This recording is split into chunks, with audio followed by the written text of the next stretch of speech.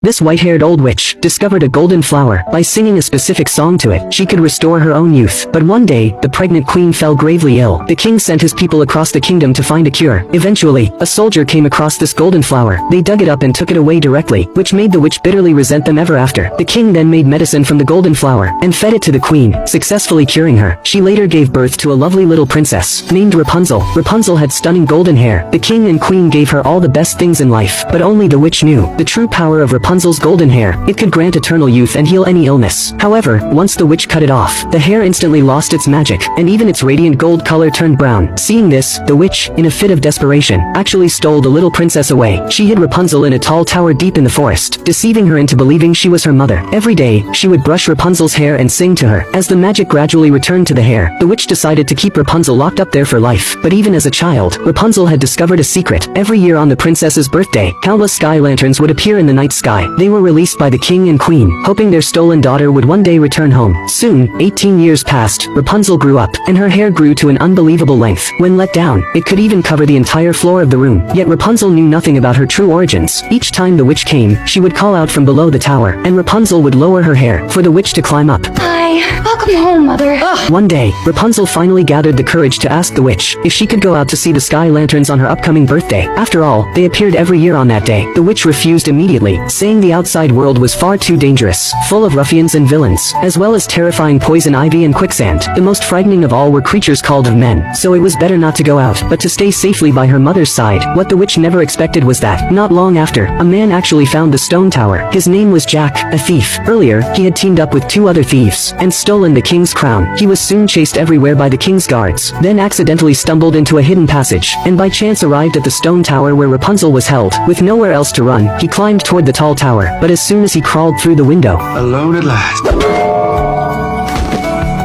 Rapunzel gently brushed aside his hair with a frying pan. Puzzled by the person before her, was this a man? He wasn't like what her mother described. No terrifying fangs. And he was actually quite handsome. Just as Jack opened his eyes again, Rapunzel hit him with the pan once more, knocking him out. She then used her long hair to drag him next to a wardrobe.